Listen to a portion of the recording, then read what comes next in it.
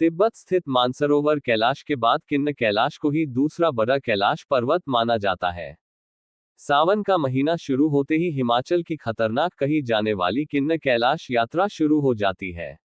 इस यात्रा के बारे में कहा जाता है कि इस यात्रा को अपने जीवन काल में आम आदमी एक ही बार करने की हिम्मत जुटा पाता है। इस स्थान को भगवान शिव शीतकालीन प्रवास स्थल माना जाता है।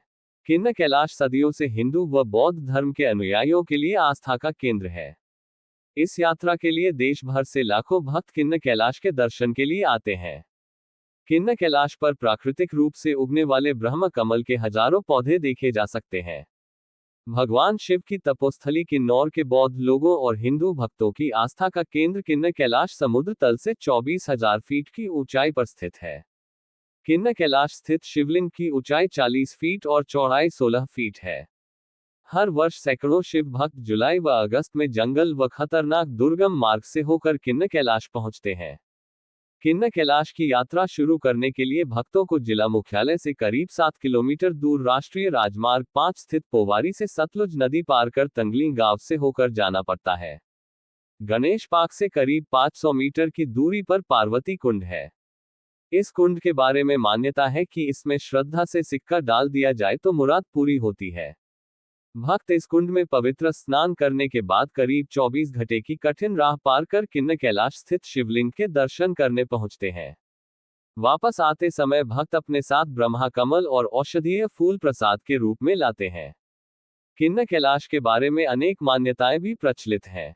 कुछ विद्वानों के विचार में महाभारत काल में इस कैलाश का नाम इंद्रकील पर्वत था, जहां भगवान शंकर और अर्जुन का युद्ध हुआ था और अर्जुन को पाशुपतास्त्र की प्राप्ति हुई थी। ये भी मान्यता है कि पांडवों ने अपने वनवास काल का अंतिम समय यहीं पर गुजारा था। किन्नर कैलाश को वानासुर का कैलाश भी कहा जाता है, क्योंकि वानासुर शोणितपुर नगरी का शासक था जो कि इसी क्षेत्र में पति थी। कुछ विद्वान रामपुर बुशहर रियासत की गर्मियों की राजधानी सराहन को शोणितपुर नगरी करार देते हैं। कुछ विद्वानों का मत है कि किन्नर कैलाश के आगोश में ही भगवान कृष्ण के पोते अनिरुद्ध का विवाह उषा से हुआ था।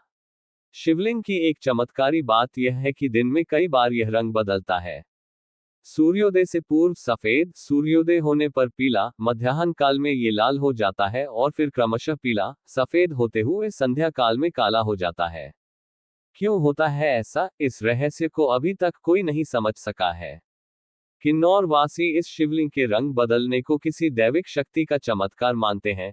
कुछ बुद्धिजीवियों का मत है कि यह एक स्फटिकीय रचना है और सूर्य की किरणों के विभिन्न कोनों में पड़ने के साथ ही यह चट्टान रंग बदलती नजर आती है। किन्नर कैलाश को हिमाचल का बद्रीनाथ भी कहा जाता है और इसे रॉक कैसल के नाम से भी जाना जाता है। इस शिवलिंग की परिक्रमा करना बड़े साहस और जोखिम का कार्य है। कई शिव भक्त जोखिम उठाते हुए स्वयं को रस्सियों से बांधकर यह परिक्रमा पूरी करते हैं। पूरे पर्वत का चक्कर लगाने में 1 सप्ताह से 10 दिन का समय लगता है। ऐसी मान्यता भी है कि किन्नर कैलाश की यात्रा से मनोकामनाएं तो पूरी होती ही हैं। यहाँ से 2 किलोमीटर दूर रेंगरिकेटुगमा में एक बौद्ध मंदिर है। यहाँ लोग मृत आत्माओं की शांति के लिए दीप जलाते हैं। यह मंदिर बौद्ध व हिंदू धर्म का संगम भी है। भगवान बुद्ध की अनेक छोटी बड़ी मूर्तियों के बीच दुर्गा मां की भव्य मूर्ति भी स्थित है।